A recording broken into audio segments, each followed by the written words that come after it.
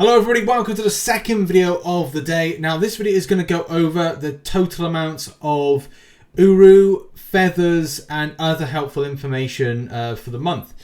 And this is really to do with the side quest. This will probably be one of the last videos I do on the side quest because I'm just going to be doing side quest videos all the time. There's a great little piece of guide and write-up done by Frontline MCOC. Go and check it out, link is in the description. We're going to go over this and as well the spreadsheet, so full write-up here, but as well gives you the full details of total feathers if you don't know already. 35 feathers is the total you can get. Do bear in mind I've just posted a video about the situation. Command will sort out people that have had problems with this, and do bear in mind you'll still be able to collect your feathers, or should be able to collect your feathers. Do put in, like, you know, on threads, on support as well when it comes to if you have not been able to get the correct amount of feathers in total. It will also give you the chance of getting 9 caskets. If you're not familiar with how the event works, it's the case as soon as you buy a casket, it allows you to access the next tier of difficulty on the side quest missions. But also, once you access them, you'll need more Uru, so you will find yourself repeating certain tiers of quests. Like on screen now, so I've got tier 6 currently active, and I will need to grab a sufficient amount of Uru. I currently have 15, so I need to do that several more times to get the 50 I require. Because you grind out your Uru, you use your feather, you grind out your Uru from the current tier that you're in. You're then able to go to the Odin's Armory and then pick up the corresponding casket. So I need to get 50 Uru to unlock that.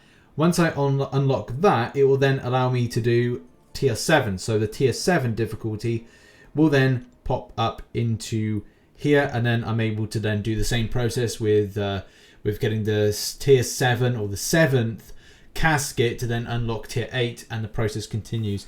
And from that one I will get 10. And as they continue on, they'll get 10. So from like tier 6 onwards, you get 10 Uru per grind.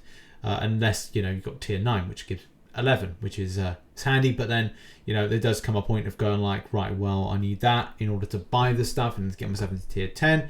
And then if you've got any leftover Uru, then that can be spent in different areas. But I don't know if that's overly going to be the case. I think you've got sufficient Uru for whatever process. The total runs based on the feathers comes to 35 runs total, but that largely means like per run, or you get like different types of Uru. Do bear in mind it's going to be applicable to whatever you're able to do, because that's the thing with this, that you might come unstuck and go like, I can't actually do tier 6, or maybe I'm not able to do tier 7 or tier 8 or tier 9 or even like anything further. But the fact is, if you kind of like have an endpoint of where you're going to be charting into, at least you can like look at something like this that Dan's produced to get a real idea of how much Uru you'll have per casket purchase, and also left over, especially from doing a tier 6, tier 7, tier 8 and tier 9 run respectively, against the cost of the casket that you're going to do. Maybe there will be some leftover Uru, maybe there won't be, and that's the thing, to kind of like save grace, to give you some like extra just to play about with, just in case anything goes wrong. Hopefully nothing does, but it kind of gives you an idea of the extent of grind that you will be doing, the amount of Uru that you get back there. Dan has also put together a separate different types of tabs which relate to where you might be in the game based on your progression, from having a look at the likes of Conqueror and below.